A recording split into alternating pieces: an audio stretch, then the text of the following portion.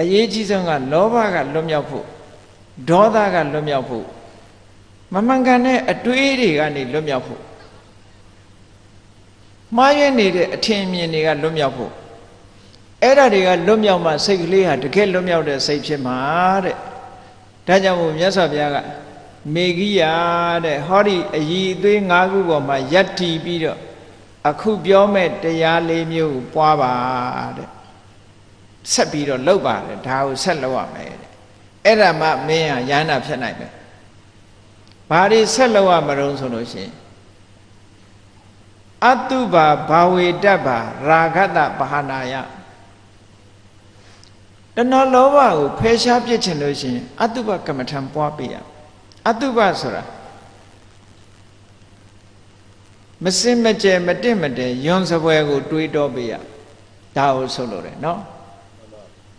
အပေါ်ယံလေးကြည့်ရင်လူတွေကတဏှာရာဂစိတ်ပေါ်လာလို့ရှိရင်အပေါ်ယံကြည့်ရင်လှတယ်လို့ထင်အဲ့ဒါလို့လှတယ်လို့ထင်လို့လောဘဖြစ်လာလို့ရှိရင်အတွင်းသားကိုကြည့်ခန္ဓာကိုယ်ကြီးရဲ့သဘာဝမစင်ကြယ်တာတွေကိုကြည့်သုတ်တန်တစ်ခုမှဟောထားတယ်ခန္ဓာကိုယ်ကြီးအတွင်းပြင်များလဲထားလိုက်မယ်ဆိုရင်ဒုတ်နဲ့ကြီးတွေမောင်းနေရမှာတဲ့အပေါ်ယံအရေးပါးလေးဖုံးထားလို့ဟုတ်တယ်လို့ထင်နေတယ်အဲ့ဒီအရေးပါးလေးပေါ်မှာတော့လှတဲ့ဟိုကလေးတွေနဲ့ဆင်ထားသည့်အတွက်ကြောင့်မျက်စိလဲနေကြတာဟုတ်ကဲ့လားမျက်စိလဲနေတာဟုတ်တော့ဗောမနဲ့အိယာထားတာနဲ့တပြိုင်နက်ခန္ဓာကိုယ်ရဲ့အညစ်အကြေးသုတ်တင်ရတာနံပါတ်1ပဲလေ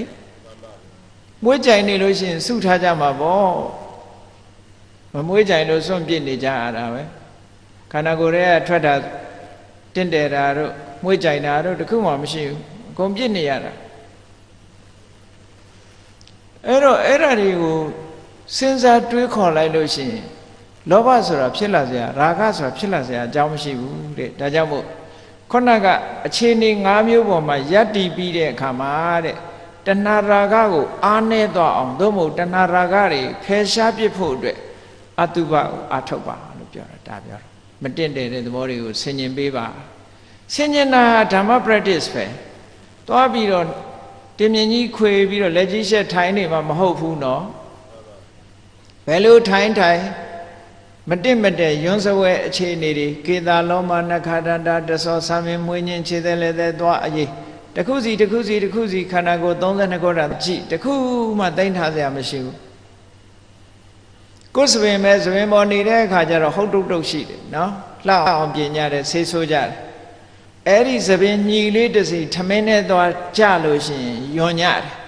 လူများလည်းအံ့ဩစရာတော့ကောင်းတယ်ဒီစပင်မှာပဲခေါင်းပေါ်နေရင်တော့လေအကောင်းသားနေရာရွေ့သွားတာနဲ့တပြိုင်တည်းမလို့ချင်ကြတော့ကိုယ့်ရဲ့ပါဇက်ထဲမှာတွေးတွေရှိတယ်အပြင်မထွက်သေးသမျှအကောင်းပဲမျိုးချနေကြတာ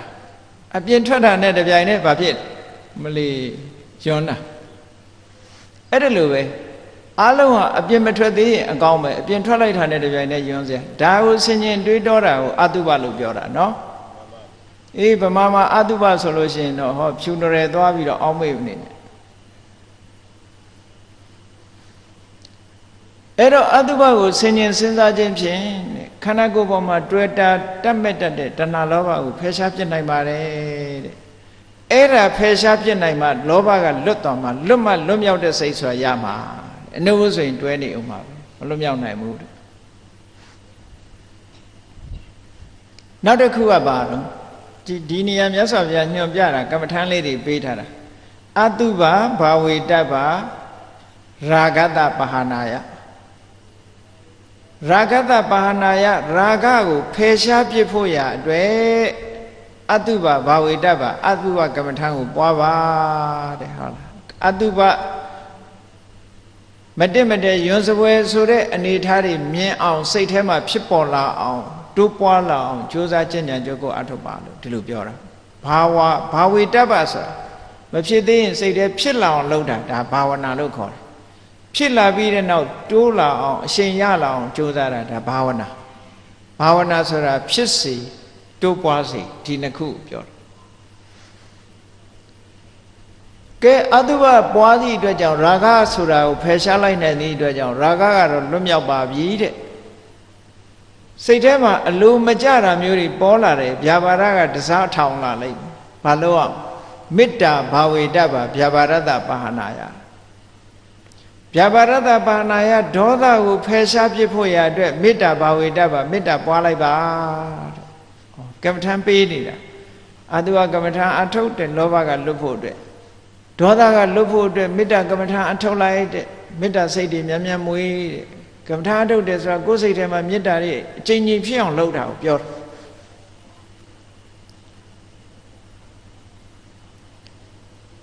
ဒါနဲ့ရပ်သွားခြင်းလည်းရပ်သွားမှာမရပ်ဘူးဆိုလို့ရှိရင်ဘာတွေလာရအောင်မလို့ဆိုရင်အာနာပါနတတိဘာဝေတ္တပါဝိတကုပစ္စေရာယအတွေးတွေကလူတွေမှာအတွေးတွေမထိန်နိုင်ကြဘူးတယောက်တည်းနေလဲတွေးနေတာပဲလေလူဆိုတာတွေးနေတာအမြဲတမ်းတွေးနေကြတာအဲ့ဒီအတွေးထဲမှာမကောင်းတဲ့အတွေးက3မျိုးကောင်းတဲ့အတွေးက3မျိုးမကောင်းတဲ့အတွေးကိုမိစ္ဆာဝိတက်လို့ခေါ်တယ်ကောင်းတဲ့အတွေးကိုတမ္မာဝိတက်သို့မဟုတ်တမ္မာသင်္ကပ္ပမကောင်းတဲ့အတွေးဆိုတာဘာကြောင့်မကောင်းတာတုံးလို့ဆိုလို့ရှိရင်အသိဉာဏ်ရဖို့အတွက်အဟန္တာအနှောက်အယှက်ဖြစ်လို့မကောင်းဘူးလို့ပြောတာကာမဝိတက်ကာမဂုဏ်အာယုန်နဲ့ပတ်သက်တဲ့အတွေးတွေကတဏှာရာဂဥတည်ပြီးတွေးတာမို့မကောင်းဘူးတဲ့မှားတဲ့အတွေးတဲ့ဖြာပါရဝိတက်ဒေါသနဲ့တွေးတဲ့အတွေးကမကောင်းဘူးတဲ့မှားယွင်းတဲ့အတွေးဝိဟိန္ဒဝိတက်ညှင်းဆဲဖို့တပ်ဖြတ်ဖို့တွေးတဲ့အတွေးတွေကမကောင်းတဲ့အတွေးတဲ့ဟောအဲ့ဒီမကောင်းတဲ့အတွေးတွေကိုယ်တဏ္ဍာကဖယ်ရှားပြစ်ချင်လို့ရှိရင်ဘာလို့ရမလို့ခုနတုန်းကရှင်မေဂိယတရားထိုင်လိုက်တဲ့အခါမှာမင်းစိတ်ပေါက်ပြီးတော့တွေးလိုက်တဲ့အတွေးတွေဒီအတွေးတွေတွေးနေအဲ့ဒီအတွေးတွေပျောက်အောင်ဘာလို့ရမလို့ဆိုရင်အာနာပါနတတိဘာဝေတ္တပါတဲ့ထွက်လေဝင်လေရှုပါလို့ပြောတာထွက်လေဝင်လေပေါ်မှာလေးတတိစိုက်ထားပါအာနာပါနတတိကမ္မထံကိုအာထုတ်ပါလို့ဒါပြောတာလေလေးကိုမှန်မှန်ပြီးတော့အာနာအပါနာထွက်လာတဲ့လေလေးဝင်သွားတဲ့လေလေး24နာရီလူကနှာခေါင်းကအသက်ရှူနေတာဆိုတော့အဲ့ဒီလေးပေါ်မှာထွက်လေဝင်လေလေးပေါ်မှာအုံစိုက်ထားလို့ရှိရင်ကြံတဲ့အတွေးတွေရပ်ဆိုင်းပြစ်လို့ရတယ်လို့ဒါပြောတာเนาะအဲ့ဒီအတွေးတွေရပ်ဆိုင်းပြစ်လိုက်လို့ရှိရင်လောဘနဲ့ပတ်သက်တဲ့အတွေးလည်းမတွေးတော့ဘူးဒေါသနဲ့ပတ်သက်တဲ့အတွေးလည်းမတွေးတော့ဘူးမှားရင်တဲ့အတွေးတွေဟာလုံးဝကင်းရှင်းသွားတယ်ဒီလောက်တင်ပြီးပြီလားလဲဆိုတော့မပြီးသေးဘူး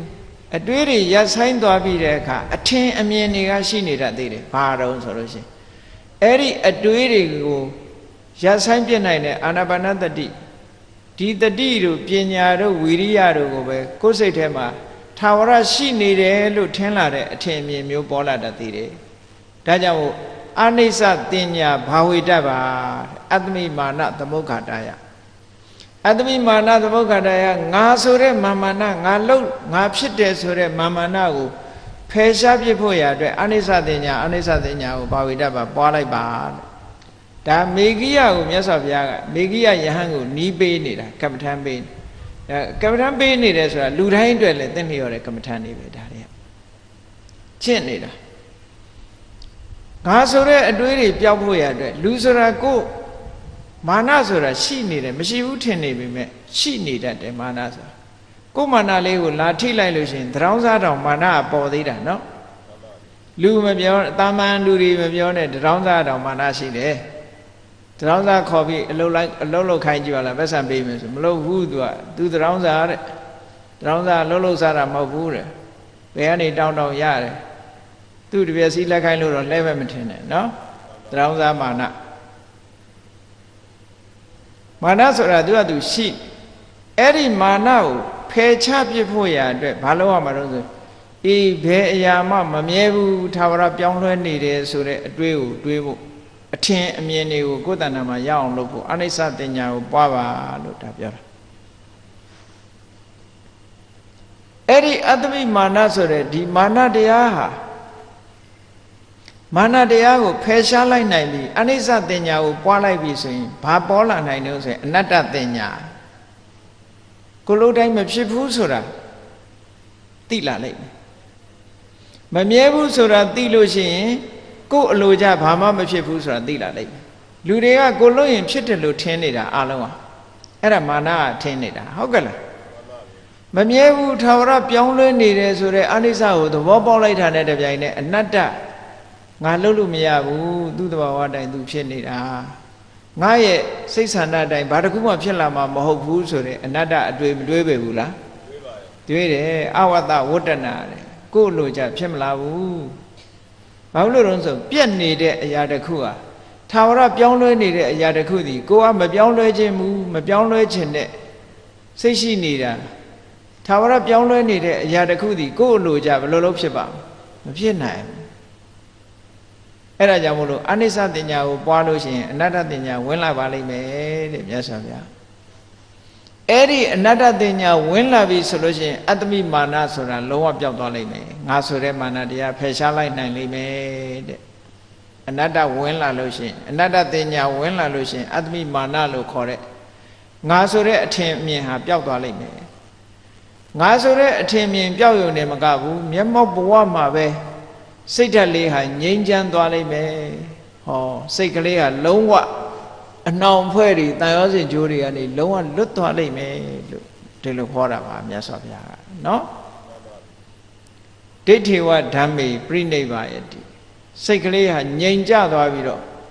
နှောင်ကြိုးတွေအလုံးပြုတ်ထွက်သွားပြီးတော့လုံးဝလွတ်တဲ့စိတ်ဆိုတာအဲ့ဒီကြမှာတဲ့နော်အဲ့ဒီကြမှာဖြစ်မှာရာဂကိုလည်းဖယ်ရှားလိုက်နိုင်ပြီဒေါသကိုလည်းဖယ်ရှားလိုက်နိုင်ပြီအတွေးတွေကိုလည်းဖယ်ရှားပြစ်လိုက်နိုင်ပြီမှားယွင်းတဲ့အထင်အမြင်တွေ